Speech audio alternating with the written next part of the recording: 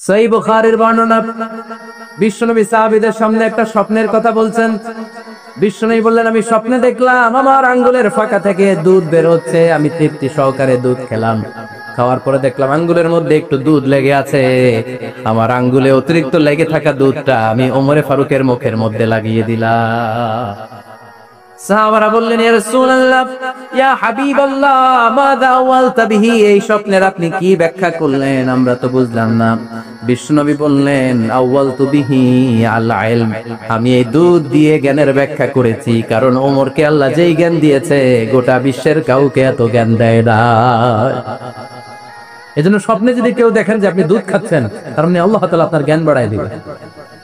ওমরে ফারুককে দুধ খেয়ে অতিরিক্ত দুধের অংশটা বিশ্বনবী আবু বকর রাদিয়াল্লাহু তাআলা আনহুর মুখে দেন নাই, সাইয়েদনা উসমানের মুখে দেন নাই, আলী রাদিয়াল্লাহু তাআলা আনহুর মুখে দেন নাই। স্বপ্নে ওই অতিরিক্ত লেগে থাকা দুধটা বিশ্বনবী ওমরে ফারুকের ঠোঁটের মধ্যে লাগিয়ে দিয়েছেন। এই হাদিস থেকে প্রমাণ হয় আল্লাহ তাআলা জ্ঞানের নেয়ামতে সাইয়েদনা ওমরে ফারুককে ধন্য করেছেন। আবার বুখারীর বর্ণনা, বিশ্বনবী সাল্লাল্লাহু আলাইহি ওয়াসাল্লাম আরেকটা স্বপ্নের বর্ণনা দিচ্ছেন। তিনি বললেন, তোমাদের সবাইকে স্বপ্নে আমার সামনে দাঁড় করানো হলো। আমি দেখলাম তোমাদের কারো জুব্বা নাভি পর্যন্ত, কারো জুব্বা হাঁটু পর্যন্ত, কারো জুব্বা টাকনু পর্যন্ত। ওমরে ফারুককে যখন স্বপ্নে আমার সামনে দাঁড় করিয়ে দেয়া হলো, আমি দেখলাম ওমরের জুব্বা এত লম্বা, ওমর টেনে হিচড়ে তার জুব্বা নিয়ে সামনে হেঁটে যাচ্ছে। সাহাবারা বললেন, ফামাদা আওয়ালতা বিহি ইয়া রাসূলুল্লাহ, ও আল্লাহর রাসূল, এই স্বপ্ন দিয়ে আপনি কি বুঝাতে চাইলেন, আমরা কিছু বুঝলাম না। বিশ্বনবী বললেন, আওয়ালতু বিহি আদ-দ্বীন, আমি এই হাদিসের দ্বারা দ্বীনের ব্যাখ্যা করলাম। যার জামা যত লম্বা তার দ্বীনদারি তত বেশি। সুবহানাল্লাহ, আসতে পড়েন। স্বপ্ন দেখলেন কোন সাহাবীর জুব্বা নাভি, কোন সাহাবীর হাঁটু, কারোটা টাকনু, কিন্তু ওমরে ফারুকের জুব্বা এত লম্বা, ইয়াজুরু সাওবাহু, তিনি তার জুব্বা টেনে হিচড়ে যাচ্ছেন। বিশ্বনবী বললেন, এটা দ্বারা আমি দ্বীন, আমি তাকওয়া, দ্বীনদারি, তাকওয়া, এটার ব্যাখ্যা করেছি। তার মানে ওমরে ফারুকের তাকওয়ার সামনে সব তাকওয়া পানি হয়ে যাবে। কোন সুবহানাল্লাহ। আল্লাহ তাআলা সাইয়েদনা ওমরে ফারুককে দ্বীনের জ্ঞান দিয়েছেন, তাকওয়া দিয়েছেন। যুবক ভাইরা, যাকে আল্লাহ তাআলা দ্বীনের জ্ঞান দেয়, যাকে আল্লাহ তাআলা তাকওয়ার এই গুণ দিয়ে সমৃদ্ধ করে, তার জন্য গোটা বিশ্বের সব দরজাগুলোকে ওপেন করে দেয় কে? কত বড় মুত্তাকি ছিলেন সাইয়েদনা ওমরে ফারুক। মদিনার সমাজে কয়জন মুনাফিক ছিল বিশ্বনবী ছাড়া কেউ বলতে পারতেন না। বিশ্বনবী কোন সাহাবীকে মুনাফিকদের লিস্ট দিয়ে যান নাই, একজন সাহাবী ছাড়া। দেখি কেউ বলতে পারেন কি ওই সাহাবীর নাম? কি নাম? হুযায়ফা ইবনুল ইয়ামান রাদিয়াল্লাহু তাআলা আনহু। ওনাকে বলা হতো সাহিবু সিররি রাসূলিল্লাহ, আল্লাহ রাসূল সাল্লাল্লাহু আলাইহি ওয়াসাল্লামের গোপন তথ্যের ধারক বাহক। সুবহানাল্লাহ পড়বেন না? বিশ্বনবী ইন্তেকালের আগে মদিনার সমাজে মোট কয়জন মুনাফিক আছে, এই তথ্য আবু বকরকে বলেন নাই, ওমর রাদিয়াল্লাহু তাআলা আনহুকে বলেন নাই, উসমান রাদিয়াল্লাহু তাআলা আনহু, আলী রাদিয়াল্লাহু তাআলা আনহু, আশারাতুল মুবাশশিরিনা বিল জান্নাহ কোন সাহাবীকে বলেন নাই। শুধুমাত্র কেবলমাত্র একমাত্র হুযায়ফা ইবনুল ইয়ামান রাদিয়াল্লাহু তাআলা আনহুর কাছে মুনাফিকদের লিস্টে বিশ্বনবী দিয়ে গিয়েছে। আল্লাহ পড়েন, মদিনায় কারা কারা মুনাফিক কেউ জানতো না হুযায়ফা ছাড়া। কে ছাড়া? নামটা আজকে মুখস্থ করেন, যাতে অন্য কোনো ওয়াজে কেউ জিজ্ঞেস করলে বলতে পারেন।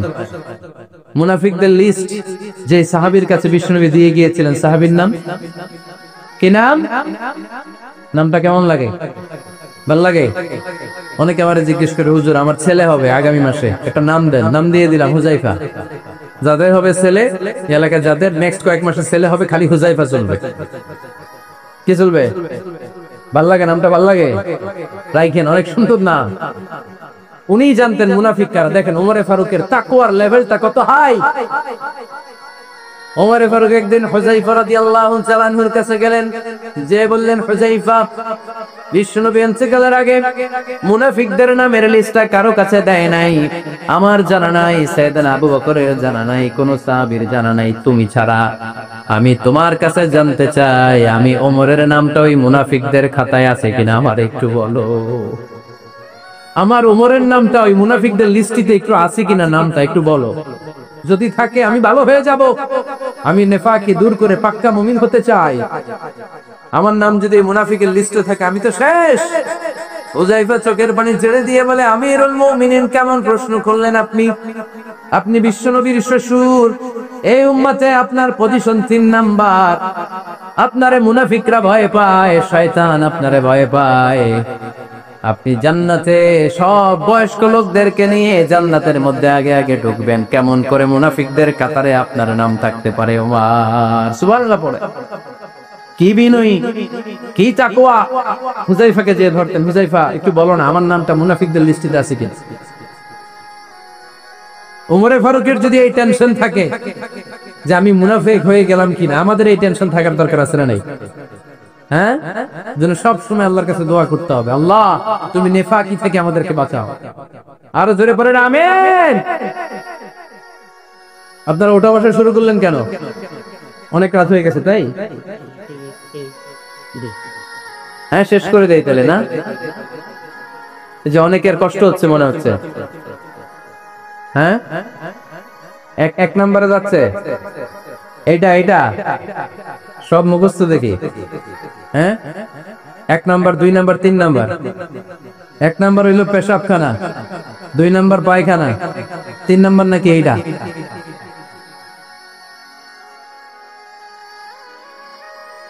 আসরা নাই না?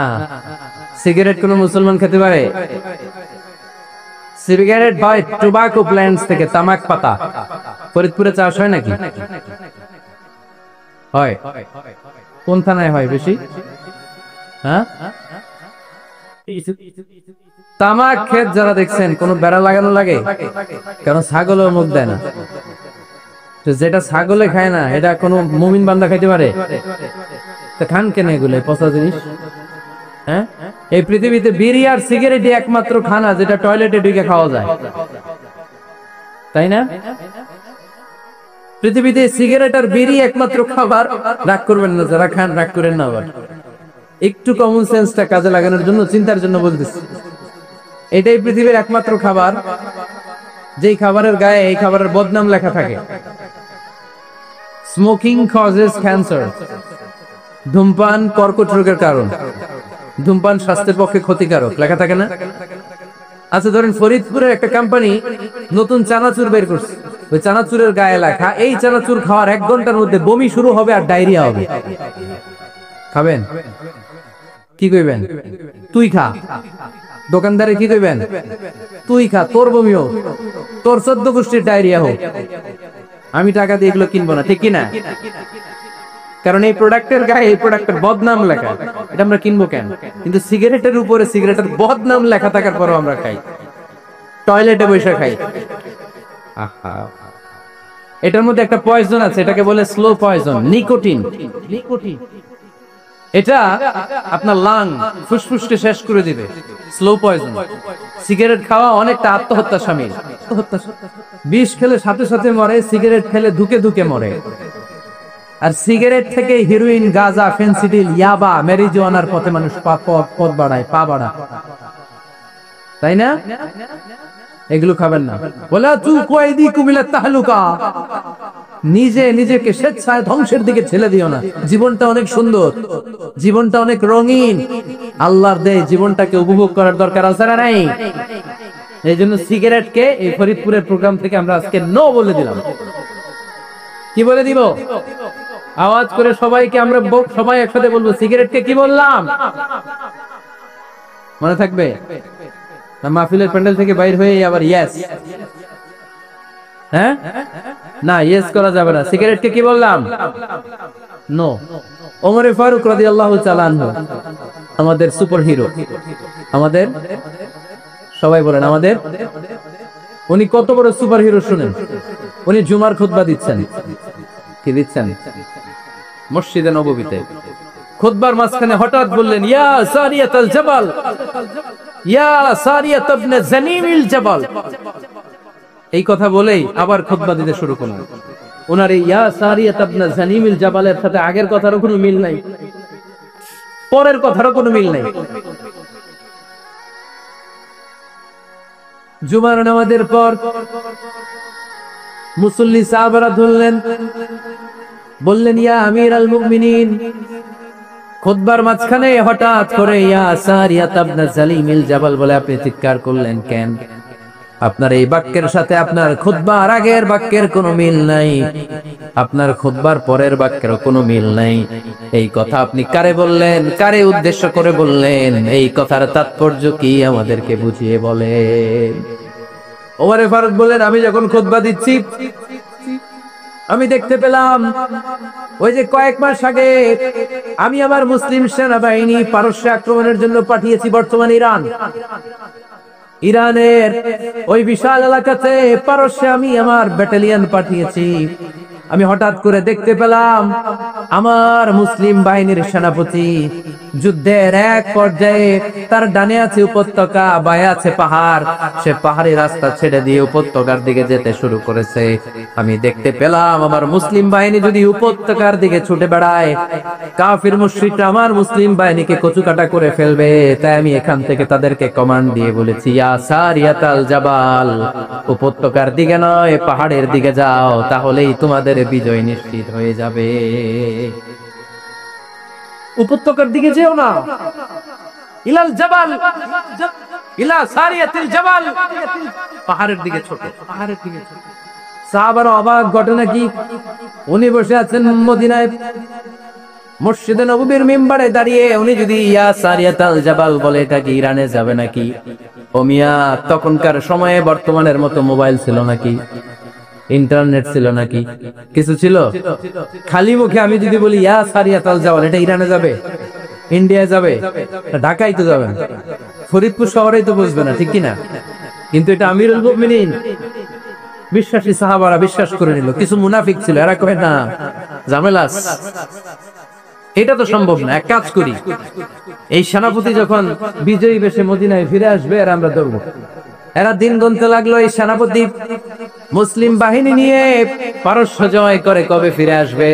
এই মুনাফিকের দলগুলো কখনো সেনাবাহিনীকে অভ্যর্থনা জানাতে যেত না, কিন্তু এইবার সবার আগে মদিনার উপকণ্ঠে যে সেনাপতিদেরকে অভ্যর্থনা জানানোর জন্য ফুল নিয়ে রেডি, ফুল নিয়ে দাঁড়ায়। সেনাপতি ঢুকার সাথে সাথে ধরছে, এই সেনাপতি কোত্থেকে আসছে? পারস্য জয় করে আসছে। এমন এমন দিন, জুমার দিন দুপুর বেলা যুদ্ধের মাঝখানে আমিরুল মুমিনিনের কণ্ঠের কোন কথাবার্তা শুনছো নাকি? সেনাপতি অবাক, কয় তোমরা জানলা কেমনে? শুনছি তো। সুবহানাল্লাহ পড়বেন না? আমরা যুদ্ধে একটা ভয়ঙ্কর অবস্থার মধ্যে ছিলাম, পেছন থেকে শত্রু আমাদেরকে আক্রমণ করতে শুরু করে দিল। ডানে যাব না বায়ে যাব, সামনে যাব নাকি পেছনে যাব, রাস্তা খুঁজে পাচ্ছি না। ডান দিকে ছিল আমাদের উপত্যকার রাস্তা, বাঁ দিকে ছিল পাহাড়ি পথ। আমরা সোজা পথ হবে মনে করে উপত্যকার দিকে ছুটতে আরম্ভ করলাম। হঠাৎ করে আমিরুল মুমিনিনের কণ্ঠ বজ্র কণ্ঠে আমার কানের মধ্যে ভেসে আসলো। আমার মনে হলো আমিরুল মুমিনিন কেমন যেন আমাকে কমান্ড দিচ্ছেন আর বলছেন, ইয়া সারিয়াতাল জাবাল, ডান দিকে উপত্যকার পথে নয়, তাড়াতাড়ি পাহাড়ের দিকে সৈন্য বাহিনী নিয়ে উঠে যা। পাহাড়ের দিকে, ডানে না, this is wrong track and this is the right track. ওই দিন যদি ওমর ফারুকের ওই গাইডলাইন, আমিরুল মুমিনিনের কমান্ড যদি আমি না শুনতাম, আজকে বিজয়ের বেশে ফিরতেও পারতাম না, আমাদের চেহারাও তোমরা দেখতে পেত না। ওমর ফারুকের ওই কমান্ড, ওই গাইডলাইন অদৃশ্য থেকে শোনার কারণে এই পারস্যের মধ্যে আমাদেরকে সেই যুদ্ধে বিজয় দান করেছে কে? This is Omar Faruk, this is Faruk. বিশ্বনবী বলছেন, ওমর, মা লাকিয়াকা শাইতানু সালিকান ফাজ্জান ইল্লা সালাকা ফাজ্জান গায়রা ফাজ্জিক। ওমর, শয়তান ইবলিস যদি তোমার কোনো রাস্তা দিয়ে হাঁটতে দেখে, শয়তান ওই রাস্তা রেখে দিয়ে অন্য রাস্তা দিয়ে হাঁটে। সুবহানাল্লাহ বাড়িতে যাই বললেন। কে বলতেছে? বিশ্বনবী। কার ব্যাপারে? ওমর ফারুকের ব্যাপারে। শয়তান যদি দেখে যে ওমর ফারুক এই রাস্তা দিয়ে হাঁটতেছে, শয়তান ওই রাস্তা রেখে দিয়ে অন্য রাস্তা দিয়ে হাঁটে। সুবহানাল্লাহ পড়ে।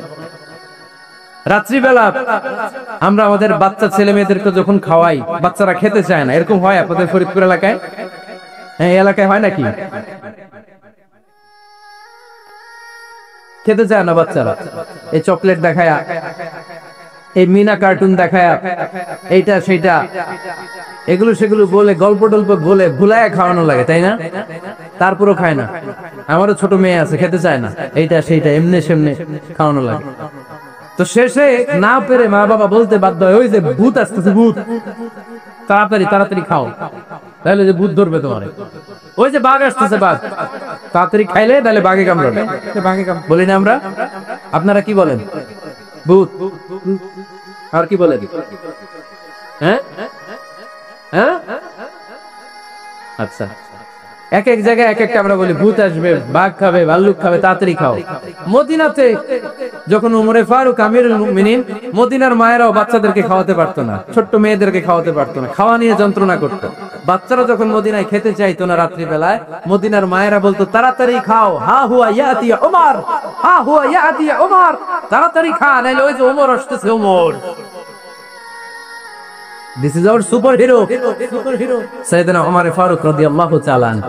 শুধু শয়তানি ভয় পেত না, মুনাফিকরাও ভয় পেত, জমের মতো ভয়।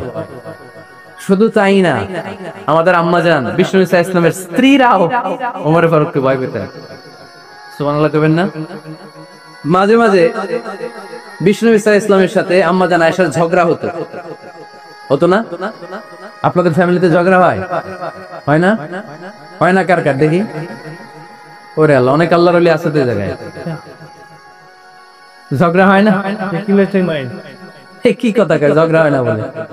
বিশ্বনবীর ফ্যামিলিতে ঝগড়া হয়, আপনার ফ্যামিলিতে হয় না? মিষ্টি ঝগড়া। আর ও বিয়েই করে নাই।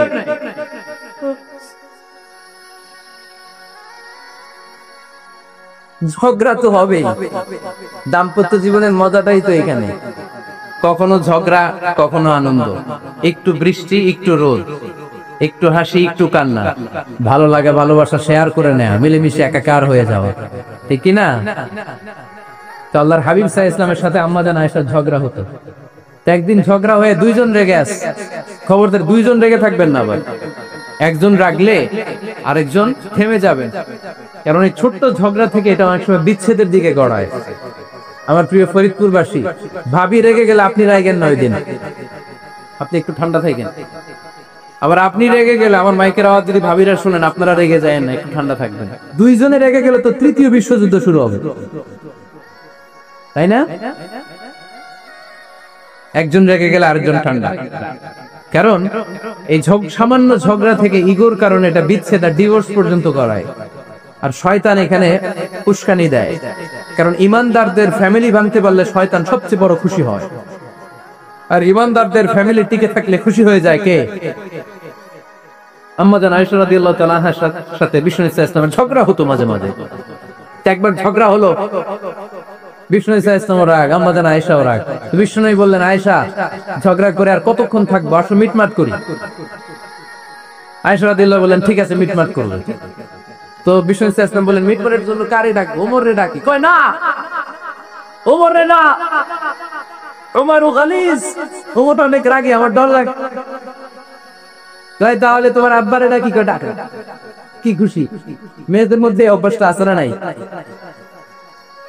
তাহলে তোমার আব্বারে ডাকি। ডাকেন। ডেকে নিয়ে আসা হলো। আবু বকর রাদিয়াল্লাহু তাআলা আনহু দাঁড়ালেন, আম্মাজান আয়েশা দাঁড়ালেন, বিশ্বনবীও দাঁড়ালেন। বিশ্বনবী বললেন, আয়েশা, তোমার আব্বা আসছে, এবার ঘটনা খুলে বলার পালা, তুমি বলবে নাকি আমি বলবো?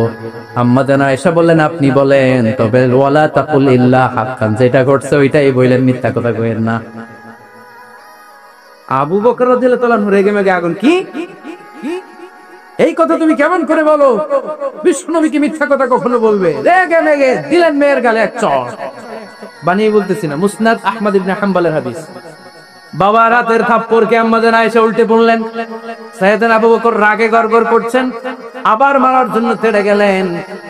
এবার বাঁচার জন্য আম্মাজান আয়েশা বিশ্বনবীর পিছনে যে আশ্রয় নিলেন, বিশ্বনবী বাঁচানোর জন্য দুই হাত মিলে দাঁড়িয়ে গেলেন। পড়েন সুবহানাল্লাহ। বিশ্বনবী যখন দুই হাত মেলে দাঁড়িয়ে গেলেন, সাইয়েদনা আবু বকর রাদিয়াল্লাহু আনহু থেমে গেলেন। সাইয়েদনা আবু বকর রাদিয়াল্লাহু তাআলা আনহু ঘর থেকে বের হয়ে বারান্দায় দাঁড়ালেন। পড়েন সুবহানাল্লাহ। এবার বিশ্বনবী আম্মাজান আয়েশার কাছে যেয়ে বলেন, ইয়া আয়েশা, কাইফা রাআইতিনি আনকাসতুকি মিনার রাজুল, দেখছো কেমনে বাঁচাইলাম? আপনি না থাকলে ভর্তা বানাই ফেলতো আজকে। আমি বাঁচাইছি তোমারে, আমি আমার লগে ঝগড়া করো তুমি। লজ্জায় পড়ে আম্মাজান আয়েশা খিলখিল করে হেসে দিলেন, বিশ্বনবীও হেসে দিলেন। দুইজনের হাসির মধুর আওয়াজ শুনে সাইয়েদনা আবু বকর বাইরে থেকে অবাক, কিরে এতক্ষণ না ঝড়? তুফান এখন দেখি হাসি। সালাম দিয়ে অনুমতি নিয়ে ভিতরে ঢুকলেন, ঢুকে দেখেন আম্মা জান আয়েশাও হাসে, বিশ্বনবীও হাসে। এ হাসি দেখে আবু বকর রাদিয়াল্লাহু আনহু হেসে দিলেন। আরশের উপর থেকে খুশি হয়ে গেলেন কে? এবার সাইয়েদনা আবু বকর রাদিয়াল্লাহু তাআলা আনহু বললেন, ইয়া রাসূলুল্লাহ আশরিকানি ফি সিলমিকুমা কামা আশরাকতুমানি ফি হারবিকুমা। ও নবী, যুদ্ধ লাগলে, দুইজন যুদ্ধ লাগলে মীমাংসার জন্য যেমনি আমারে ডাকেন, এরকম হাসি আর আনন্দের মুহূর্তেও আমারে একটু ডাকেন। আশরিকানি ফি সিলমিকুমা কামা আশরাকতুমানি ফি হারবিকুমা। নবী, আপনাদের মধ্যে ঝগড়া লাগলে সন্ধি করার জন্য আমারে যেমনি ডাকেন, আপনাদের হাসি খুশি আনন্দ খুনসুটি এই মজাদার মুহূর্তগুলোতে আমারে বঞ্চিত রাখেন না, আমার একটু ডাকেন। সুবহানাল্লাহ পড়েন। এই মুসনাদ আহমদ ইবনে হাম্বলের হাদিস শোনার উদ্দেশ্য হচ্ছে, বিশ্বনবী প্রথমে ওমরে ফারুকের নাম বলেছিলেন। সাইয়েদনা আয়েশা বলে, না আমি ডরাই। হাইবাত, দিস ইজ কল্ড হাইবাত ওমর। একবার বিশ্বনবীর সব বিবিরা ধরলেন, ও নবী আমাদেরকে এটা দেন, ওইটা দেন, ঘরে এইটা নাই, ওইটা নাই, ওইটা নাই। বিশ্বনবীকে, আমার কাছে কিচ্ছু নাই, যদি এমনি আমার বউ হয়ে থাকতে চাও থাকো, তাহলে যা, তা না হলে যা লাগবে কিনে দেব, সাথে সাথে তালাকও দিয়ে দিব। কিছু দিতে পারবো না, আমার নাই তো, সামর্থ্য নাই। কিন্তু বিবিরাও ছাড়ো না, এটা দেন, ওইটা দেন। বিশ্বনবী রহমতের নবী, বিবিদেরকে বুঝাতেও পারেন না, বিবিরা আবদার করতেছে, নবী এটা লাগবে, ওইটা লাগবে। ইন দ্য মিন টাইম বিশ্বনবী একজনের সালাম শুনতে পেলেন। কে যেন দরজায় দাঁড়িয়ে বলতেছে, আসসালামু আলাইকুম। বিশ্বনবী দরজার দিকে তাকালেন, তাকিয়ে বললেন, ওয়া আলাইকুমুস সালাম। আর বুঝতে পারলেন এটা আমার ওমরের সালাম। সালাম দেওয়ার পরে বিবিদের দিকে তাকায় দেখে একজন বিবিও নাই, সব অন্দরমহলের ভিতরে দৌড়। সুবহানাল্লাহ পড়তে পারলেন না? This is our super hero Omar. এরকম ওমর একটা লাগবে, চিল্লায় বলেন কয়টা? একটা ওমর গোটা বিশ্বকে সোজা করে দিবে। একটা ওমর সবল আর দুর্বলের পার্থক্য দূর করে দিবে, মাজলুমের উপর জালিমের অত্যাচারের অবসান ঘটায় দিবে, গোটা বিশ্বটাকে সাম্য, মৈত্রী, ভালোবাসার ইনসাফ দিয়ে পরিপূর্ণ করে দিবে। সেই ওমরের অপেক্ষায় আমরা। নিজের ছেলেকে 80টা বেত মেরেছেন। কয়টা? 80টা বেত মেরেছে। এই ব্যাপারে অনেকগুলো বর্ণনা পাওয়া যায়। সবচেয়ে সহিহ বর্ণনা হচ্ছে মুয়াত্তা ইমাম মালিকের বর্ণনা। ওমর ফারুক রাদিয়াল্লাহু তাআলা আনহুর ছেলে আব্দুর রহমান, মারুফুন বিআবি শাহমা, ছিলেন মিশরে। ওখানে নাবিজ খেয়েছিলেন। নাবিজ হচ্ছে আরব দেশের লোকেরা দুধের মধ্যে শক্ত খুরমা রাত্রে বেলা ঢেলে দিত। ঢেলে দিলে সারা রাত ওই খুরমার রসটা দুধের সাথে মিশে দুধটা লাল হয়ে যেত। এটারে সকালবেলা খেত, খুব সুস্বাদু। এটাকে বলে নাবিজ। কিন্তু এটা রাতে ভিজাইলে সকালেই খাইতে হয়, রেখে দিলে আবার একটু সমস্যা হয়। এটা অনেকটা তারির মতো হয়ে যায়, মাতলামি চলে আসে। তো ওমরে ফারুকের ছেলে নাবিজ খেয়েছেন, মদ খাননি, নাবিজ। কিন্তু নাবিজ খাওয়াতে সাকরান চলে এসেছে। সাকরান চলে আসাতে এটা যখন প্রমাণিত হয়েছে, আমর ইবনে আস রাদিয়াল্লাহু তাআলা আনহু নাকি 80 বেত মেরেছেন মিশরে। কয় বেত? নিয়ম হচ্ছে সবার সামনে, ইনি সবার সামনে না মেরে একটু গোপনে মেরেছে। এই তথ্য যখন ওমরে ফারুকের কাছে এসেছে, উনি বললেন, না, মারতে হবে সবার সামনে, আলাদা মারলা কেন? ও মদিনায় ফিরে আসলে আমি আবার 80টা মারব, আমি আবার 80টা মারব। মদিনায় ফিরে আসার পরে সাইয়েদনা ওমরে ফারুক ওই আগের 80টারে আর ধরেন নাই, নিজ হাতে আবার 80টা বেত মেরেছেন। এই বেত মারার 1 মাস পরে আবু শামা ইন্তেকাল করেছে। অনেক ঐতিহাসিক বলে এই বেতের আঘাতে মরেছে, কেউ কেউ বলেছে নিজের রোগের কারণে মরেছে। কিন্তু দিস ইজ দ্য ইনসাফ সিস্টেম অফ ওমর। নিজের ছেলে বলে ছেড়ে দেয় নাই। এখন নিজের ছেলে হইলে 7 খুন মাফ, না তার ছেলে হইলে 10 খুন মাফ, এলাকার মোড়লের ছেলে হইলে 10 খুন মাফ। বহু পার্সিয়ালিটি ইন ইসলাম। ইসলামে পার্সিয়ালিটি নাই। আপনি নেতার ছেলে হন, আপনি বিজনেস ম্যাগনেটের ছেলে হন, আপনি যেই হন না কেন, ইসলামের দৃষ্টিতে সবাই সমান। চিল্লায় বলেন ঠিক কি না? বনু মখজুমিয়া গোত্রের এক নারী চুরিতে ধরা পড়ল। সাহাবারা বললেন, নবী, মদিনার সবচেয়ে ভেরি প্রেস্টিজিয়াস এন্ড ডিগনিফাইড ফ্যামিলির মেয়ে, আপনি হাত কাটেন না, কারণ ইসলামের নিয়ম চুরি করলে কি কেটে দাও? বিশ্বনবী বললেন, বলো কি? হাত না কাটার জন্য তোমরা আমাকে রেকমেন্ড করছো? এটা আল্লাহর আইন, পৃথিবীর কেউ রেকমেন্ড করলো শোনার ক্ষমতা আমার নাই, কারণ আইনটা দিয়েছে কে? লাউ কানাত ফাতিমা বিনতি মুহাম্মাদিন সারাকাত লাকাতা মুহাম্মাদুন ইয়াদাহা। আরে বনু মাকসুমিয়া মেয়ে তো দূরের কথা, আমার কলিজার টুকরা ফাতেমা যদি আজ চুরিতে ধরা পড়তো, তার হাত কেটে দিতে আমি 1 মিনিটও দেরি করতাম না। দিস ইজ ইসলাম। এই হচ্ছে ওমরে ফারুকের মানাকিব। এরকম ওমরে ফারুক কয়টা লাগবে? আওয়াজ করে বলতে হবে কয়টা লাগবে? একটা লাগবে। এই সাইয়েদনা ওমর ফারুক মদিনার প্রথম চিফ জাস্টিস ছিলেন। সর্বপ্রথম ওনার পরামর্শে সাইয়েদনা আবু বকর রাদিয়াল্লাহু তাআলা আনহু কোরআনকে সংকলন করেছেন। আমরা এই যে কোরআন পড়ি 30 পারা, এমদাদিয়া লাইব্রেরির 114টা সূরা, কত সুন্দর সন্নিবেশ করা হয়েছে, এখানে সাজানো হয়েছে। আল্লাহর হাবিব সাল্লাল্লাহু আলাইহি ওয়াসাল্লামের সময় কি এরকম কোরআন ছিল নাকি? ছিল না। খেজুর পাতার মধ্যে, গাছের বাকলের মধ্যে, ওটের বড় হাড্ডির মধ্যে আর পাথরের মধ্যে খোদাই করা কোরআন ছিল। সাইয়েদনা আবু বকরের সময় রাদিয়াল্লাহু তাআলা আনহুর সময় যুদ্ধ হলো, 70 জন হাফেজ সাহাবী ইন্তেকাল করলেন। সাইয়েদনা আবু বকর রাদিয়াল্লাহু তাআলা আনহুকে ডেকে ওমর ফারুক বললেন, ও আবু বকর, এইভাবে হাফেজে কোরআন সাহাবীরা যদি দুনিয়া থেকে বিদায় হয়ে যায়, আল্লাহর কোরআনও তো বিদায় হয়ে যাবে। আমার পরামর্শ হলো আপনি সব বয়োজ্যেষ্ঠ সাহাবীদেরকে একসাথে করে কোরআনের সব কাগজগুলোকে একসাথে করে একটা নির্ধারিত কপির মধ্যে কোরআনকে সংকলন করে ফেলেন। সাইয়েদনা আবু বকর বললেন, যেটা আমার নবী করে না, এটা আমি কেমনে করি? কিন্তু ওমর ফারুক নাছরবান্দা বলে না, এটা করলে কোনো খারাপ হবে না, ভালোই হবে। মুসলিম উম্মার জন্য এক জায়গায় কোরআন সন্নিবেশিত থাকবে, আপনি করেন। সাইয়েদনা আবু বকর রাজি হয় না, ওমর ফারুকও ছাড়ে না। ওমর ফারুক বলতে বলতে এমন ভাবে সাইয়েদনা আবু বকর রাদিয়াল্লাহু তাআলা আনহুকে ধরলেন, সব শেষে সাইয়েদনা আবু বকর ওমর ফারুকের কথায় কোরআন সংকলনে রাজি হয়ে গেলেন। পড়েন সুবহানাল্লাহ। উনি বললেন, ওমর যখন আমাকে বারবার বুঝাতে লাগলো, আল্লাহ তাআলা আমার হৃদয়টা ওমরের কথা শোনার জন্য খুলে দিলেন। আল্লাহ তাআলা কেমন যেন আমাকে ইলহাম করলেন, আবু বকর করো, এই কাজের মধ্য দিয়ে আমি আমার কোরআনকে গোটা বিশ্বে জীবিত রেখে দেব। This is Omar. এই যে আমরা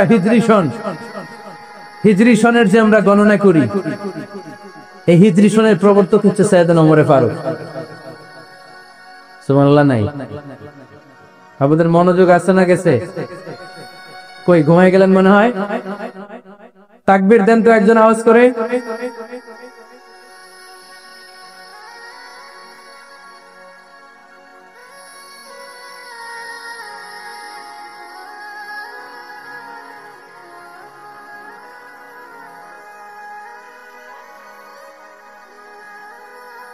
মাশাআল্লাহ। মাশাআল্লাহ। কোনো সন নাই। আমাদের একটা সন থাকলে আমাদের জিজিয়া নিতে, আমাদের যাকাতের টাকা উত্তোলন করতে অনেক সুবিধা হবে। ওমর ফারুক বললেন, তাহলে কোন সালকে হিজরি, কোন সালকে মুসলিম সাল হিসেবে আমরা ঘোষণা দিতে পারি? একজন বলল, আমার নবী যেই সালে জন্মগ্রহণ করেছেন ওই সালে। ওমর ফারুক বললেন, না, আমার নবীর জন্ম আমাদের জন্য খুশির দিন, কিন্তু এটা আমাদের জন্য প্রেরণা নয়। প্রেরণা নবীর কাজে, ঠিক কিনা? আরো কিছু সাহাবারা বলল, তাহলে যেই সালে আমার নবী ইন্তেকাল করেছে ওইটারে প্রথম সাল ধরেন। ওমর ফারুক বললেন, না, যেদিন তিনি ইন্তেকাল করেছেন এটা আমাদের দুঃখের দিন, এটা আমাদের প্রেরণা নয়। আমাদের প্রেরণা হচ্ছে বিশ্বনবীর ত্যাগ, তিতিক্ষা আর কাজের মধ্য দিয়ে। জোরে কোন ঠিক কিনা?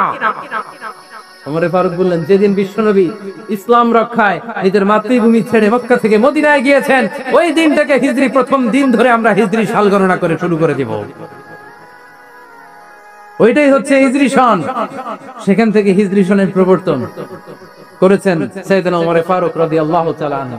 এই যে স্টেট গভর্নমেন্ট, এই যে প্রিজন, জেলখানা, ক্যান্টনমেন্ট, সচিবালয়, গণভবন, বঙ্গভবন, মুক্তিযোদ্ধাদের ভাতা, রাষ্ট্রীয় ভাতা, এই সব নিয়ম কানুন সাইয়েদনা ওমর ফারুক তার রাষ্ট্রীয় আমলে তিনি নিজে করেছেন। চিল্লায় পড়েন আল্লাহু আকবার। মুসলমানদের আলাদা কারেন্সি, নিজস্ব মুদ্রা ব্যবস্থা নিজে চালু করেছেন। সৈনিকদের মধ্যে যারা বিবাহিত, প্রতি 6 মাস অন্তর অন্তর 1 মাসের ছুটি কাটাতে তারা ফিরে আসবে। সাইয়েদনা ওমর ফারুক চালু করেছেন। চিল্লায় আওয়াজ করে পড়েন আল্লাহু আকবার। এই যে আমরা 20 রাকাত সালাতুত তারাবি পড়ি রমাদানে, পড়েন না আপনারা? এটা সাইয়েদনা ওমর ফারুক চালু করেছে। সুবহানাল্লাহ পড়তে পারলেন না? কোরআনে মোট 22টা আয়াত আছে যেখানে সাহাবারা ইনডিসিশনে ভুগছিলেন। বিশ্বনবীর মত একটা, ওমর ফারুকের মত আর একটা। এই 22 জায়গায় আল্লাহ তাআলা বিশ্বনবীর মতের পক্ষে আয়াত নাজিল না করে ওমর ফারুকের মতের পক্ষে কোরআনের আয়াত নাজিল করেছেন। আওয়াজ করে পড়েন আল্লাহু আকবার। এদিকে উঠলেন কেন আপনারা? উঠলেন কেন? যারা উঠছেন আমার দিকে তাকান, আমার দিকে তাকান। ঢুকতেছে বাইরে থেকে, ঢুকতেছে বাইরে থেকে, বলছেন ঢুকতেছে ভিতরে, কিছু ভিতরে ঢুকতেছে, কিছু বাইরে দিতেছে না। হল থেকে করতেছে তো একটু অস্থির। আল্লাহর হাবিব সাল্লাল্লাহু আলাইহি ওয়াসাল্লাম বলেছেন, লা ফাদলা লি আ'জামি আলাল আরাবি ওয়ালা আরাবি আলাল আ'জামি। আরবের উপর অনারবের শ্রেষ্ঠত্ব নাই, কৃষ্ণাঙ্গের উপর শ্বেতাঙ্গের শ্রেষ্ঠত্ব নাই, গরিবের উপর ধনীর শ্রেষ্ঠত্ব নাই। আল্লাহর কাছে সবাই সমান। নামাজের কাতারে যখন দাঁড়ায় তখন প্রেসিডেন্ট দাঁড়ায়, তার পাশে আবার রিকশাওয়ালাও দাঁড়ায়, ঠিক কিনা? প্রাইম মিনিস্টার দাঁড়ায়, আবার তার পাশে ফ্যাক্টরি ওয়ার্কারও দাঁড়ায়। There is no difference between black and white, between upper and lower, between the richer section of the society and poorer section of the society. Everyone is totally equal, completely equal, 100% equal in the eyes of Islam. ইসলামের দৃষ্টিতে আল্লাহর চোখে সবাই সমান। আল্লাহর কাছে কেউ যদি প্রিয় হতে চায়, তার হৃদয়ে থাকতে হবে তাকওয়া। তার হৃদয়ে কি থাকতে হবে? ইন্না আকরামাকুম ইনদাল্লাহি আতকাকুম। তোমাদের মধ্য থেকে আল্লাহর কাছে সবচেয়ে প্রিয় সেই ব্যক্তি যার হৃদয়ের মধ্যে ভয় আছে। কার? আরো জোরে বলেন, ভয় থাকবে কার? যাদের হৃদয়ে আছে আল্লাহর ভয়, তারা কবু পথ ভুলে যায় না। আল্লাহর প্রেম ছাড়া এই দুনিয়ায় কারো কাছে কোনো কিছু চাই না, ঠিক না? যাদের হৃদয়ে আল্লাহর ভয় আছে তারা কোনো কিছু কেয়ার করে না, কাউকে ভয় পায় না, কোনো রক্তচক্ষুকে এরা কেয়ার করতে চায় না, কারণ এরা ভয় পায় একটা সত্তাকে। চিল্লায় বলতে হবে, তিনি কে? আমরা যেন সব সময় আল্লাহর ভয়কে আমাদের হৃদয়ে জাগ্রত রাখতে পারি। আল্লাহ তুমি তৌফিক দান করো। আজকের এই বিশাল তাফসীরুল কোরআনের প্রোগ্রামটাকে তুমি আমাদের নাজাতের ওসিলা বানাও। আওয়াজ করে পড়েন না আমিন। আজকে আমরা যা শুনবো আমরা যেন আমলের নিয়তে শুনতে পারি, ইখলাসের সাথে, জীবন পরিবর্তন করার জন্য। কারণ কোরআন পৃথিবীতে এসেছে আমাদেরকে পরিবর্তন করে দিতে, ঠিক কিনা? আলোকিত করতে, to enlighten us, to enlighten our family, to enlighten our society, to enlighten our country. আমাদেরকে আলোকিত করতে কোরআন এসেছে। কোরআন এমন একটা কিতাব, এটা এসেছে আমাদেরকে মানুষের মতো মানুষ বানাতে। কি বানাতে? মানুষ বানাতে এসেছে। খালি চোখে যা দেখা যায় এগুলো কিন্তু সব মানুষ না, এগুলো জনসংখ্যা, ঠিক কিনা? এগুলোর বলে population, it's not the human being. মানুষ না, এজন্য বাড়ছে জনসংখ্যা, কমছে মানুষ। গরুর পেট থেকে বেরোলেই ওটা গরু হয়ে যায়, ছাগলের পেট থেকে বের হলেই ওটা ছাগল হয়ে যায়, মুরগির পেট থেকে বের হলেই ওটা মুরগি হয়ে যায়। কিন্তু মানুষের পেট থেকে বের হলেই ওটা মানুষ হয় না, ওটার মানুষ বানাইতে হয়। আর মানুষের মতো মানুষ বানানোর জন্য আল্লাহ যে কিতাবটা আমাদেরকে দিয়েছে, কিতাবটার নাম আল কোরআন আল কারীম। যে কিতাবে কোনো ভুল নাই, কোনো সন্দেহ নাই। সেজন্য আমরা যেন কিতাব থেকে হেদায়েত নিতে পারি, ইখলাসের সাথে যেন কথাগুলো শুনি, কোনো লৌকিকতা যেন না থাকে। এখন তাফসীর মাহফিলেও এত লৌকিকতা জড়ো হয়েছে, এই ক্যামেরা, লাইটিং, ফাইটিং, গ্ল্যামার। এখন ওই আলোচনার চেয়ে, ইখলাসের চেয়ে গ্ল্যামারটা মুখ্য হয়ে গিয়েছে। মিডিয়া কভারেজ লাগবে, স্লোগান লাগবে, এই লাগবে, সেই লাগবে। আসলে যেটা নিয়ে যাওয়ার কথা ছিল, যে মেসেজটা, যেটা দিয়ে আমি আমাকে পরিবর্তন করব, ওইটা নাই, ঠিক কিনা? এজন্য লৌকিকতা যেন আমাদের মধ্যে না আসে। অনেক লোক হয়েছে, লক্ষ লক্ষ মানুষ মিজানুর রহমান আজহারের মাহফিলে। ইটস নট দ্য ক্রাইটেরিয়া, এটা মানদণ্ড নয়। আজকে যদি 10 জন হইতো, এখানে 10 জনকে আমি কথা শোনাইতাম, 10 জনই যদি শিখার জন্য আসতো, শিখে যাইতো, নিয়ে যাইতো, সাকসেসফুল, ঠিক কিনা? এজন্য সাকসেস, সফলতা কখনো সংখ্যা দিয়ে মাপবেন না। এই পৃথিবীতে আল্লাহ তাআলা অনেক নবী পাঠিয়েছিলেন, যেই নবীরা আজীবন দাওয়াত দিয়েছে, কিন্তু তাদের দাওয়াতে কেউ সাড়া দেয় নাই। পৃথিবীতে এমন অনেক নবী আছে, কিয়ামতের দিন ওই নবী মাত্র 10 জন উম্মত নিয়ে দাঁড়াবে। কয়জন? এই 10 জন শুধু কালেমা পড়েছিল। ওনার সারা জিন্দেগীর দাওয়াতি কাজের বদৌলতে কালিমা পড়ে ওনার অনুসারী হয়েছিল কয়জন? অনেক নবী দাঁড়াবে, মাআহু রাজুলান, সাথে থাকবে মাত্র 2 জন। 2 জন কালেমা পড়ছিল। অনেক নবী দাঁড়াবে, তাদের সাথে শুধু 1 জন করে উম্মত। নবী 1 জন, উম্মত এমন অনেক নবী কিয়ামতের ময়দানে দাঁড়াবে যার দাওয়াতি কাজের সারা জিন্দেগি দাওয়াত দেওয়ার পরও একজনও তার কথা শুনে কালিমা পড়ে ইসলামে আসে নাই। তো ওই নবী কি ব্যর্থ? কথা বলেন না কেন? না। আপনি কতটুকু সিনসিয়ারিটির সাথে, ইখলাসের সাথে, আন্তরিকতার সাথে, লিল্লাহিয়াতের সাথে আল্লাহ তাআলাকে খুশি করার জন্য কতটুকু কাজ করেছেন, আল্লাহ ওইটা দেখবে। আল্লাহ গ্ল্যামার দেখে না, আল্লাহ স্লোগান দেখে না, আল্লাহ ইউটিউবে কোটি কোটি ভিউয়ার্স দেখে না, আল্লাহ দেখে মানুষের হৃদয়। এই হৃদয়টাকে যেন আমরা সাদা করি, আমরা যেন সাদা মনের মানুষ হই, আমরা যেন আলোকিত হয়ে ফিরে যেতে পারি, এই হোক আজকের মাহফিলের স্লোগান, ঠিক কিনা? আল্লাহ তুমি সহি সমঝ দান করো। আরো জোরে পড়ি আমিন। জামিয়া আরাবিয়া ফরিদিয়া, ফরিদাবাদ, ফরিদপুর শহরতলিতে অবস্থিত কওমি মাদ্রাসা ও এতিমখানার উদ্যোগে 11তম বাৎসরিক মাহফিল উপলক্ষে আজকের এই চমৎকার রজনীতে চমৎকার আয়োজন। স্থান হচ্ছে ফরিদাবাদ, শ্যামসুন্দরপুর, কোমরপুর, ফরিদপুর।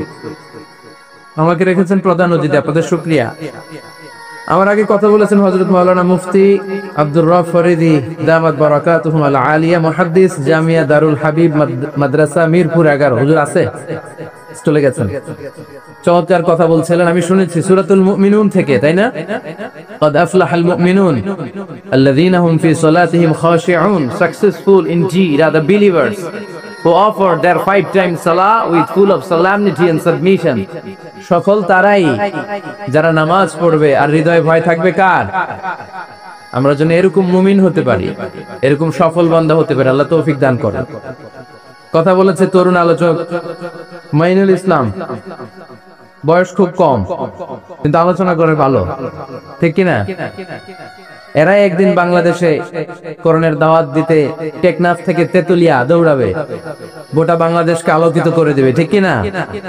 আমরা মাইনুল ইসলামের জন্য দোয়া করি, সেজন্য আরো চমৎকার কথা শোনাতে পারে আমাদেরকে। সঙ্গীত পরিবেশনা করেছে এম নেয়ামতুল্লাহ নিজামী, আনোয়ার হোসেন আজাদ। চমৎকার সঙ্গীত গায়, সমাজের অসঙ্গতিগুলো লিখে লিখে নিজেরাই সঙ্গীত বানায়, নিজেরাই গায়। আমরা তাদের জন্য দোয়া করি, আল্লাহ তাআলা তাদের কণ্ঠকে আরো দারাজ করে দিক। আজকের প্রোগ্রামের সভাপতি হচ্ছেন আল্লামা জহুরুল হক দামাত বারাকাতুহুম আল আলিয়া, মুহতামিম পুরুরা মাদ্রাসা সালথা। হুজুর গত বছরও ছিলেন। সর্বজন শ্রদ্ধেয়, অত্র এলাকার অত্যন্ত সকলের পছন্দনীয়, সর্বজন শ্রদ্ধেয় মুহতারাম। আমরা হুজুরের জন্য দোয়া করি, হুজুর এই বয়সেও কষ্ট করে করে এখান থেকে ওখানে কোরআনের কথা শোনানোর জন্য যান, দোয়া করতে যান। আমরা হুজুরের জন্য দোয়া করি, আল্লাহ হুজুরকে সুস্থ রাখুক। সারা জীবন হুজুর যে খেদমত করেছেন, এই খেদমতগুলো আল্লাহ কবুল করে নিক। মঞ্চ পরিচালনায় ছিলেন হাফেজ মাওলানা আবুল কালাম আজাদ, মঞ্চ জিম্মাদার মাওলানা নিজামুদ্দিন, সার্বিক তত্ত্বাবধানে শেখ মাহতাব আলী মেথু, আলহাজ খন্দকার শাহিন আহমেদ, সার্বিক যোগাযোগ হাফেজ মাওলানা আমজাদ হোসাইন। আমাদের এই আমজাদ ভাই অত্র এই মাদ্রাসার মুহতামিম, very energetic and enthusiastic young man. আমরা ওনার জন্য দোয়া করি, ওনার নেতৃত্বে এরকম আরো প্রোগ্রাম হোক। আমিন পড়বেন না? আরজ গুজার আলহাজ মোহাম্মদ ফরিদ শেখ। ফরিদ ভাই আছে? মাশাআল্লাহ, ফরিদ ভাই আছেন। শেখ সাহেব অনেক কষ্ট করছেন। শেখ সাহেব আর শেখ সাহেবের ভাই ফরহাদ ভাই অনেক কষ্ট করে এই প্রোগ্রামের অ্যারেঞ্জ করেছেন। উপস্থিত আছেন আপনাদের অত্র থানার ওসি সাহেব, 3 জন এডিশনাল এসপি মহোদয় আছেন। আলহামদুলিল্লাহ, আলহামদুলিল্লাহ পড়বেন না? অনেক মিডিয়া কর্মী এসেছে, অনেক কামি মাদ্রাসার মুহতামিম সাহেবরা এসেছেন, আলিয়া মাদ্রাসার প্রিন্সিপাল হুজুররা, আইম্মাতুল মাসাজিদ, আমার কলিজার টুকরা যুবক ছেলেরা, ফরিদপুরের যে যুবক ছেলেরা তোমরা এসেছো, তোমাদেরকে অনেক শুকরিয়া। প্রতিদিনই এই ছেলেপেলেরা ব্যানার নিয়ে আসে, ব্যানার নিয়ে দেখায়, অনেক সুন্দর সুন্দর কথা লিখে। আমরা এই যুবক ভাইদের জন্য দোয়া করি, আল্লাহ তাদেরকে ইসলামের জন্য তুমি কবুল করো। মাশাআল্লাহ, মাশাআল্লাহ, এত ভালোবাসা রাখবো কই আমি? এই লাভ আইকা নিয়ে আসছে, লাভ।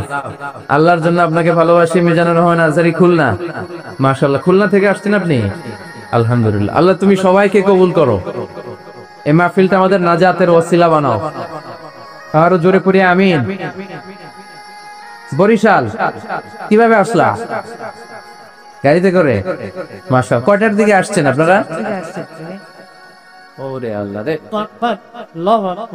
আল্লাহ এই গণজোয়ারকে তুমি ইসলামের পক্ষে কবুল করে নাও। আমরা যেন এদেশে ইসলামকে বিজয়ী শক্তি হিসেবে দেখতে পারি, তুমি তৌফিক দাও। আমরা সময় নষ্ট না করে সরাসরি আলোচনায় যাব। তোমার মাইকটা আরেকটু স্ট্রং করতে হবে, আমি প্রাণ পাচ্ছি না মাইকে, খুবই দুর্বল সাউন্ড। এত বড় ইসলামী মহাসম্মেলনের মাইক এরকম হলে সমস্যা। যা বলার আমি বলছি, আপনারা শুনুন। স্ট্রং করে দেন একটু, স্ট্রং। ড্রামের কোনো আওয়াজ নাই, এইটার আওয়াজ পাচ্ছি না, সামান্য পিকও দিয়ে দেন। আমি সূরাতু আল ফাতহ থেকে 29 নম্বর আয়াত তেলাওয়াত করেছি, যেখানে আল্লাহ তাআলা সাহাবীদের কিছু গুণাবলীর কথা উল্লেখ করেছেন। আজকের এই রজনীতে আমরা সাহাবীদের জীবনী থেকে কিছু কথা শুনবো ইনশাআল্লাহ। পড়েন, কারণ সাহাবীরাই হচ্ছে আমাদের অনুপ্রেরণা। They are our spirit, they are our model, they are our real superhero, they are our real inspiration, ঠিক কি না?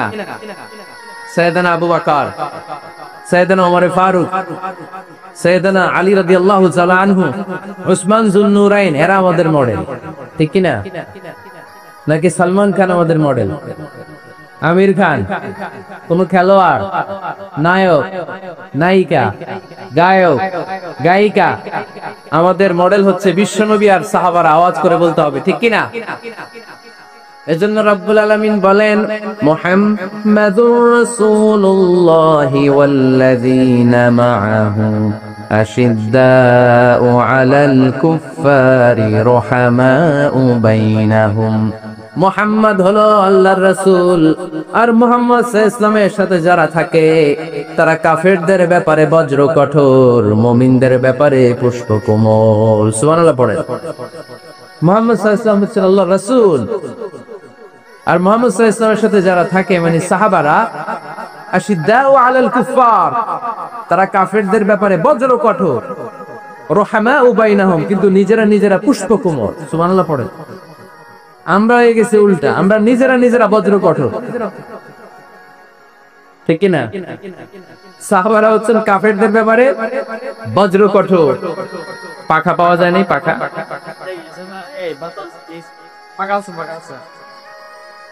সাহাবারা কাফেরদের ব্যাপারে বজ্র কঠোর। বুঝে শুনে উত্তর দিবেন, কাদের ব্যাপারে? কাফেরদের ব্যাপারে। আর নিজেরা পুষ্প কোমল। আমরা তার উল্টো, আমরা নিজেরা বজ্র কঠোর। দেখা হইলেই বলে আপনি কোন পীরের মুরিদ, দেখা হইলে শুরুতেই বলে আপনি কোন দল করেন, আসরা নাই? আর কাফের ফতুয়া তো বলে লাভ নাই, আসরা নাই? আচ্ছা ভাই ভাই, আমরা সবাই ভাই। ইন্নামাল মুমিনুনা ইখওয়া ফাসলিহু বাইনা আখাওয়াইকুম। আমরা যে ভাই এটা আমরা ভুলে গেছি। যেখানে ইসলাম আমাদেরকে শিখায় হিন্দু তোমার ভাই, খ্রিস্টানও আমার ভাই, নাস্তিক গুলাও আমার ভাই, ঠিক কি না? ভাতৃত্ব তিন ধরনের, একটা হচ্ছে উখুয়া আন-নাসাবিয়া, ব্লাড কানেকশনের ভাই, যেমন আমার মায়ের পেটের ভাই, সে উখুয়া নাসাবিয়া, আমার আপন ভাই, ঠিক কি না? দুই নম্বর ক্যাটাগরি হচ্ছে আমরা এখানে যারা আছি, এটাকে বলে আল উখুয়া আদ-দীনিয়া, দ্বীনি ভাই। আমরা একে অপরের কি ভাই? আমরা কেউ কাউরে চিনি? এখানে কোন আত্মীয়তার সম্পর্ক আছে, ব্লাড কানেকশন আছে, কিন্তু আমরা ভাই। আমার ভাইয়ের কিছু হলে আমার কষ্ট লাগে, ঠিক কি না? ফিলিস্তিনে আমার ভাইয়ের গায়ে আঘাত লাগলে আমার হৃদয়ে আগুন জ্বলে যায়, ঠিক কি না? আমার রোহিঙ্গা ভাইদেরকে যখন 1 মিলিয়ন রোহিঙ্গাকে যখন নিজ ভিটে মাটি ছাড়া করা হয়েছে, আমরা এটা সহ্য করতে পারি নাই, আমাদের রক্তক্ষরণ হয়েছে। জোরে বলেন ঠিক কি না? ইন্ডিয়াতে যখন আমার মুসলিম ভাইরা আক্রান্ত হয়, আমরা এখান থেকে গর্জে উঠি, কারণ আমার দ্বীনি ভাই। 3 নম্বর ভ্রাতৃত্বের ক্যাটাগরি হচ্ছে আল উখুয়া আল ইনসানিয়া, হিউম্যানিটেরিয়ান রিলিজিয়ন, মানবিক দিক থেকে ভাই। সেই দিক থেকে হিন্দু আমার ভাই, ঠিক কি না? খ্রিস্টানও আমার ভাই, নাস্তিকও আমার ভাই। বলেন তো আমাদের আদি পিতার নাম কি? আদি মাতার নাম হাওয়া আলাইহিস সালাম। আদম আলাইহিস সালাম যে পিতা, শুধু আমার পিতা না, হিন্দুর পিতা? তাহলে আমাদের সবার বাপ একজন। গোটা বিশ্বের সবার বাবা কয়জন? সবার মা কয়জন? আমাদের কোরআন কয়টা? আমাদের প্রভু এক নবীর উম্মত, জীবন বিধানে ওই শিবানী কোরআন। তবে কেন এক নও হে মুসলমান, এক করিয়া আহ্বান। বাইতুল্লাহ মদিনা শরীফ উহুদ পাহাড়ে বদরের মাঠে, ঠিক না? বাইতুল্লাহ মদিনা শরীফ উহুদ পাহাড়ে বদরের মাঠে, একটা তো জীবনা মরণ যে একটাই, এক সাথে মিলে মিশে একটাই প্রাণ। তবে কেন এক নও হে মুসলমান, এক করিয়া আহ্বান। পড়েন আমিন। আমরা এক সুতোয় গাথা, এই গোটা মানব সভ্যতার শিকড় এক জায়গায়, আদম আর হাওয়া, তার মানে সবাই ভাই ভাই। চিল্লায় বলেন ঠিক কিনা? এই ভেদাভেদ আমরা গড়েছি, বিভেদের প্রাচীর আমরা বানিয়েছি। আমরা বানিয়েছি তুই কালো আমি সাদা, আমরা বানিয়েছি তুই ব্রাহ্মণ আমি শূদ্র, আমরা বানিয়েছি তুই আরব আমি অনারব। আল্লাহর কাছে কোনো পার্থক্য নাই, সব আল্লাহর গোলাম। চিল্লায় বলেন ঠিক কিনা? এজন্য সাহাবাদের মধ্যে যে অভ্যাসটা ছিল, ট্র্যাডিশন ছিল, রুহামা বাইনাহুম, নিজেরা নিজেরা পুষ্প কোমল, এক ভাই আরেক ভাইয়ের জন্য জীবন দিয়ে দিত। মক্কা থেকে মুহাজির সাহাবারা বাড়ি ছেড়ে, ঘর ছেড়ে, পরিবার ছেড়ে, সম্পদ ছেড়ে মদিনায় আসলেন। মদিনাতে তাদের কেউ নাই, এলাকাটা অপরিচিত। বিশ্বনবী বললেন চিন্তার কোনো কারণ নাই, টেনশন করো না। প্রত্যেক মুহাজির সাহাবীকে ধরে ধরে মদিনার আনসারী সাহাবীদের বাড়িতে পাঠিয়ে দিলেন, আর প্রত্যেকের সাথে ভ্রাতৃত্বের বন্ধনে আবদ্ধ করে দিলেন, ভাই ভাই বানিয়ে দিলেন। ভাই আনসার সাহাবারা নিজেদের, যাদের দুইটা বউ ছিল, তারা বলতে শুরু করলো, মুহাজির সাহাবী তুমি আমার ভাই, যেহেতু বিশ্বনবী তোমার দায়িত্ব আমাকে দিয়েছে, তুমি আমার আপন ভাইয়ের চেয়ে বড়, ঠিক কিনা? আমার দুইজন স্ত্রী, আমি একজনকে তালাক দিয়ে দিব, কারে ভালো লাগে দেখো, এই দুইজনের মধ্যে থেকে কারে ভালো লাগে তাকে তালাক দিব, ডিভোর্স দিব, তারে তুমি বিয়ে করে ফেলবা। আমার যত সম্পদ আছে সব সম্পদ এই যে সামনে নিয়ে আসলাম, অর্ধেক তোমার অর্ধেক আমার। সুবহানাল্লাহ পড়বেন না? This is called Islamic brotherhood. এভাবে সম্পদ পেয়ে, স্ত্রী পেয়ে মুহাজির সাহাবারাও আনন্দে নিয়ে যায় নাই। আব্দুর রহমান ইবনে আউফ রাদিয়াল্লাহু তাআলা আনহুকে যখন প্রস্তাব দেয়া হলো, আপনি আমার ভাই, আপনার দায়িত্ব বিশ্বনবী আমাকে দিয়েছে, আমার সব সম্পদের অর্ধেক নিয়ে যান, আমার একাধিক স্ত্রী আছে, কারে ভালো লাগে দেখেন, তালাক দিয়ে দিব, নিয়ে যান। উনি আনন্দের চোটে সব নিয়ে যায় নাই। আমরা পাইলে কি করতাম? হ্যাঁ, ধরেন আপনার বাড়ি ফরিদপুর, আপনি গেছেন চিটাগাং, একজন আপনার ভাই বানাই দিল, এখন বললো ভাই আমার দুই বউ, একটা আপনি নিয়ে যান। আমার 20 কোটি টাকা আছে ব্যাংকে, 10 কোটি আপনার। আমরা কি করতাম? আহা কি আনন্দ আকাশে বাতাসে, ঠিক কিনা? আমরা তো মহা খুশি হয়ে যেতাম। আব্দুর রহমান ইবনে আউফ, হোয়াট ইজ দ্য পার্সোনালিটি, কি পার্সোনালিটি, ব্যক্তিত্ব তারা বিলং করতো। উনি বলেছেন দুল্লানি আলা সুক, বারাকাল্লাহু ফি মালিকা ওয়া আহলিকা, আল্লাহ তোমার স্ত্রীর মধ্যেও বরকত দেখ, সম্পদেও বরকত দেখ। আমার সম্পদও লাগবে না, স্ত্রীও লাগবে না, শুধু বাজারটা কোথায়, show me the way to market, মদিনার বাজারটা কোথায় দেখায় দাও, আমি ব্যবসা করে নিজেই ধনী হয়ে যাব। ভ্রাতৃত্বের বন্ধন। আশিদ্দাউ আলাল কুফার রুহামাউ বাইনাহুম, সাহাবারা কাফিরদের সাথে বজ্র কঠোর, নিজেরা নিজেরা পুষ্পকোমল, আর আমরা নিজেরা নিজেরা বলেন বজ্র কঠোর। এজন্য সাহাবীদের যে পন্থা, ওই পন্থা আমাদের মধ্যে আনার দরকার আছে না নাই? আমরা কি নিজেরা নিজেদেরকে ভাই বলতে পারি না? হ্যাঁ, এই কাদা ছোড়াছুরি, এই গালি আর কতদিন? সেই ছোটবেলা থেকে শুনতেছি, এরে দেখতে পারে না, এরে গালি দেয়, কিন্তু আমরা ভাই। ইসলাম আমাদেরকে এটা শিখায় নাই। চিল্লায় বলেন ঠিক কিনা? তাই আমরা ভ্রাতৃত্বের বন্ধনে অটুট থাকতে চাই। আজকের মাহফিলের স্লোগান হোক কালিমা লা ইলাহা ইল্লাল্লাহ, যে পড়েছে সেই আমার ভাই, তার জন্য আমার হৃদয়ে ভালোবাসার দরদ আছে না নেই?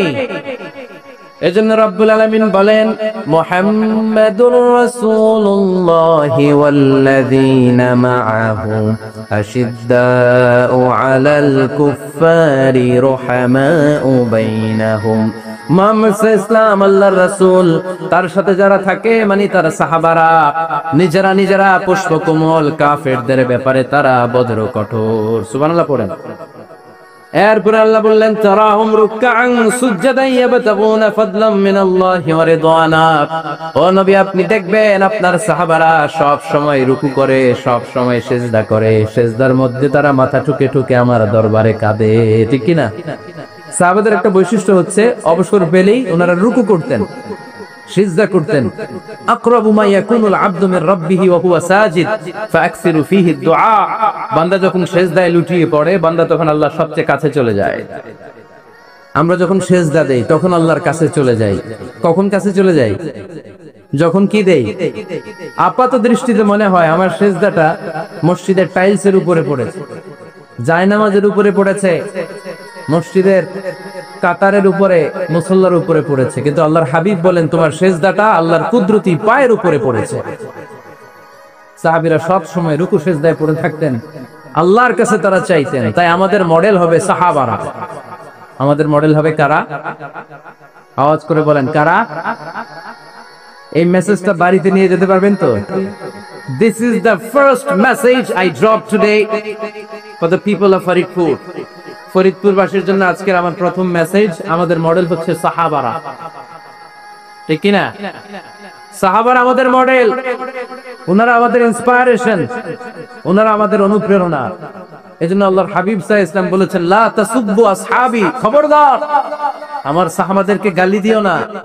তোমরা যদি উহুদ পাহাড় পরিমাণ স্বর্ণ দান করো, আমার সাহাবারা ওই কঠিন মুহূর্তে যে এক মুঠ চাল দান করেছিল, ওই চালের দানের সমান হবে না।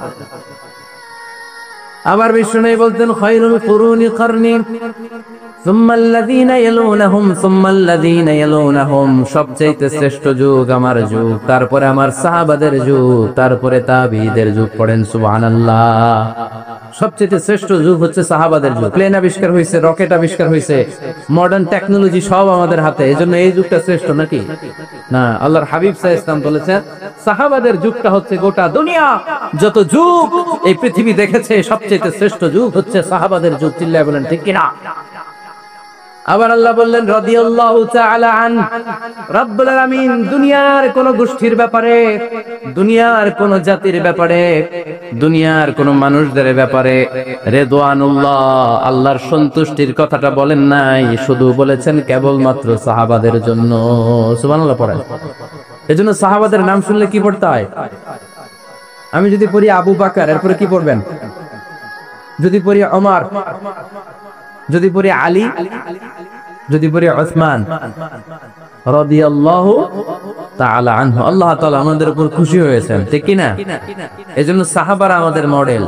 আজকে আমরা সাহাবাদের জীবন চরিত্র সম্পর্কে কিছু জানার চেষ্টা করব এবং সেই জীবনের আলোকে আমাদের জীবনকে আলোকিত করতে চেষ্টা করব ইনশাআল্লাহ। পড়েন। সবার মনোযোগ আছে তো? আজকে আমরা সাইয়েদনা ওমরে ফারুকের বায়োগ্রাফি সম্পর্কে জানব। ওমরে ফারুক রাদিয়াল্লাহু তাআলা আনহু, the superhero of this উম্মাহ। এই উম্মার সুপার হিরো তিনি। ঠিক কি না? ওনার মুখের আগে লাঠি চলতো বেশি। সুবহানাল্লাহ পড়বেন না? মাঝে মাঝে লাঠি চালানোর দরকার আছে না নাই? সাইয়েদনা ওমরে ফারুক আমাদের জন্য অনুপ্রেরণা। He is the real superhero of Muslim ummah. তিনি এই উম্মার রিয়েল সুপার হিরো। এজন্য ওনার জীবনী থেকে আমরা কিছু শিক্ষা নেওয়ার চেষ্টা করব ইনশাআল্লাহ। পরে সাইয়েদনা ওমরে ফারুক কিভাবে ইসলাম ধর্ম গ্রহণ করলেন, কিভাবে বিশ্বনবীর প্রাণের কলিজার টুকরা হলেন, এটা দিয়ে আমরা শুরু করি। আল্লাহ তাআলা সাইয়েদনা ওমরে ফারুকের হৃদয়ের মধ্যে 3টা ধাক্কা মেরেছেন, ঈমানের ধাক্কা। আওয়াজ করে বলতে হবে কয়টা? জোরে বলেন তো কয়টা? 3টা ঈমানি ধাক্কা। এক হচ্ছে বিশ্বনবীর দোয়ার ধাক্কা, এক কি? দোয়ার ধাক্কা। 2 হচ্ছে সূরা হাক্কা দিয়ে দিয়েছেন আল্লাহ এক ধাক্কা। সুবহানাল্লাহ পড়বেন না? 3 হচ্ছে সূরাতু তাহা দিয়ে আল্লাহ দিয়েছেন আরেকটা ধাক্কা। এই 3টা ঈমানি ধাক্কা যখন সাইয়েদনা ওমর ফারুকের হৃদয়ে লাগলো, উনি পড়তে আরম্ভ করেছেন আশহাদু আল্লা ইলাহা ইল্লাল্লাহ ওয়া আশহাদু আন্না মুহাম্মাদান আবদুহু ওয়া রাসূলুহু। চিল্লায়ে পড়েন আল্লাহু আকবার। বিশ্বনবী মক্কায় বসে বসে তাহাজ্জুদের সালাত পড়ে আল্লাহর কাছে দোয়া করলেন, আল্লাহ আল্লাহুম্মা আইজ্জাল ইসলাম বিআহাব্বির রাজুলাইনি ইলাইক। ও আল্লাহ, দুইজন লোকের নাম বলবো, দুইজনের দরকার নেই, এই দুইজনের একজনকে আপনি ইসলামের সুশীতল ছায়া তলে এনে ইসলামকে বিজয় দান করে দেন। মুহূর্তের মধ্যে দোয়াটা কবুল করে নিয়েছে কে? বিশ্বনবী বললেন, আল্লাহ দুইজনের নাম বলবো আজকের দোয়ায়, বিআবি জাহল ইবনে হিশাম, হয়তো হিশামের বেটা আবু জাহেলকে আপনি ইসলামের ভিতরে নিয়ে আসেন, কিংবা ওমর ইবনুল খাত্তাব, খাত্তাবের বেটা ওমরকে আপনি ইসলামের ছায়াতলে নিয়ে আসেন। ওমরে ফারুকের জন্য দোয়াটা কবুল করে নিয়েছে কে? মক্কার যে অবস্থা, আল্লাহর হাবিব সাল্লাল্লাহু আলাইহি ওয়াসাল্লাম বুঝলেন মক্কার এই দুইজনের একজন যদি আমার সাথে না থাকে তাহলে মক্কায় দাওয়াতি কাজ চালিয়ে যাওয়া যাবে। আল্লাহর বললেন, আল্লাহ বেশি চাই না, এই দুইজনের একজন, হয় আবু জাহেল নয় ওমর, হয় আবু জাহেল নয় ওমর। বিশ্বনবী যখন দোয়া করলেন, এই দোয়ার একটা ইমানি ধাক্কা, নুরানি ধাক্কা সাইয়েদনা ওমর ফারুকের হৃদয়কে স্পর্শ করে ফেলবে। দোয়া ইজ লাইক এ মিসাইল। এই যে আমরা দোয়া করি, এটা মিসাইলের মতো। যুদ্ধে মিসাইল হামলা করে না? মিসাইল হামলা করার পরে এই মিসাইল লক্ষ্য বস্তুতে যে ভেদ করে, ঠিক কিনা? তেমনি দোয়ার মতো যদি আপনি দোয়া করতে পারেন, আপনি যেই জন্য দোয়া করেছেন ঠিক ওই জায়গায় যে আপনার দোয়া স্পর্শ করে। সুবহানাল্লাহ পড়বেন না? বিশ্বনবীর দোয়ার মাধ্যমে প্রথমে সাইয়েদনা ওমর ফারুকের হৃদয়ে এক ধাক্কা লাগলো। 2 নম্বরে রব্বুল আলামিন সূরাতুল হাক্কা দিয়ে ওমর ফারুকের হৃদয়ের মধ্যে দিলেন এক ধাক্কা। পড়েন আল্লাহু আকবার। কোরআনের ভেতরে সূরাতুল হাক্কা নামে একটা সূরা আছে না নাই? আল হাক্কাতু মাল হাক্কা ওয়া মা আদরাকা মাল হাক্কা। পড়েন আল্লাহু আকবার।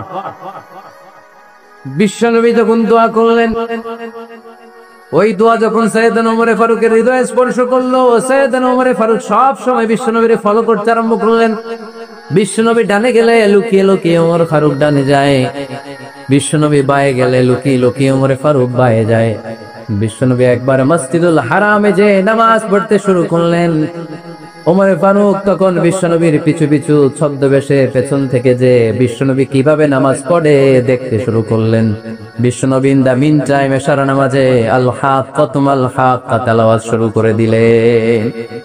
আল হাক্কাতু মাল হাক্কা তেলাওয়াত শুরু করে দিলেন। তেলাওয়াত করতে করতে বিশ্বনবী যখন তেলাওয়াত করতেছে, ওমর ফারুক এরকম দুলতেছে আর মজা পাচ্ছে। ওমিয়া বিশ্বনবীর কণ্ঠ বুঝে আমার মতো কণ্ঠ, আপনার মতো কণ্ঠ, আহমদ বিন ইউসুফের কণ্ঠ, আব্দুল বাসিতের কণ্ঠ না? বিশ্বনবীর গলায় যে কি সুরের ঝংকার আল্লাহ দিয়েছেন, কি সুরের লহরী আল্লাহ দিয়েছেন, একবার যে শুনতো পাগল হয়ে যেত। আল্লাহু আকবার। বিশ্বনবী সূরা হাক্কা মন্ত্রমুগ্ধ তেলাওয়াতে, মন্ত্রমুগ্ধ সুর দিয়ে, মন্ত্রমুগ্ধ কণ্ঠ দিয়ে তেলাওয়াত করতে লাগলেন। এশার সালাতে ওমর ফারুক দুলতে লাগলেন। ওমর ফারুক যত শুনেন অবাক হয়ে যায়, যত শুনেন অবাক হয়ে যায়, যতই শুনে অবাক। কিরে? কারণ তিনি আরবি ভাষা বুঝতেন। এত সুন্দর শব্দের গাঁথুনি, এত প্রাঞ্জল বর্ণনা, এত সুন্দর অন্তমিল, এটা কবিতা না হয়ে পারে না। উনি মনে মনে ভাবলেন, এটা মনে হয় কবিতা। It might be poem, it could be poem. Muhammad মনে হয় কবি হয়ে গেছে, তার কাব্য প্রতিভা দিয়ে সে এটা বানিয়েছে। তা না হলে এত সুন্দর কথা, এটা কবিতা না হয়ে পারে। ইন দ্য মিন টাইম বিশ্বনবী কিন্তু দেখতেছে না যে পেছনে ওমর। বিশ্বনবী তেলাওয়াত করছিলেন। ইন দ্য মিন টাইম বিশ্বনবী পড়ছিলেন, মা হুয়া বিকাউলি শাইরিন কলিলাম মা তুমিনুন। এর অর্থ হলো এটা কোনো কবির কথা নয়, খুব অল্প সংখ্যক লোকই তোমরা ঈমান আনো। সুবহানাল্লাহ পড়ে। এটাকে বলে কোইন্সিডেন্স। কোইন্সিডেন্স হুট করে অনেক সময় মিলে যায়, যায় কি যায় না? আপনি একজনের কথা ভাবতেছেন ভাবতেছেন, বাজারে গেলেন, বাজারে যেই দেখেন ওই লোকটা দাঁড়ায় আছে, এরকম হয় কি হয় না? কোইন্সিডেন্স। ওমর ফারুক মনে মনে যেটা ভাবতেছে ওই কথা দিয়ে বিশ্বনবী তেলাওয়াত করতেছে। আল্লাহু আকবার। বিশ্বনবী যে আয়াত তেলাওয়াত করছিলেন, আয়াতের অর্থ হলো এটা কোনো কবির বানানো কবিতা না, খুব অল্প সংখ্যক লোকই তোমরা ঈমান আনো। ওমরে ফারুক আপকে উঠলেন, থমকে দাঁড়ালেন। ঘটনা কি? আমি মনে মনে ভাবলাম, কি এত সুন্দর কথা, এটা তো মানুষের কথা হতে পারে না, এটা নিশ্চয়ই কবিতা, কবির কথা। কিন্তু মুহাম্মদ এখন আবার পড়তেছে ওমা হুয়া বিকৌলি শায়ের, এটা কোন শায়েরের, কবির কথা নয়। কলিলাম মা তুমিনুন, অল্পই তোমরা ঈমান আনো। তার মানে আমার মনে যা চলে মুহাম্মদ এটা টের পায়। মুহাম্মদ গণক। নাউজুবিল্লাহ পড়বেন না? মুহাম্মদ অনেক বড় মাপের একজন গণক।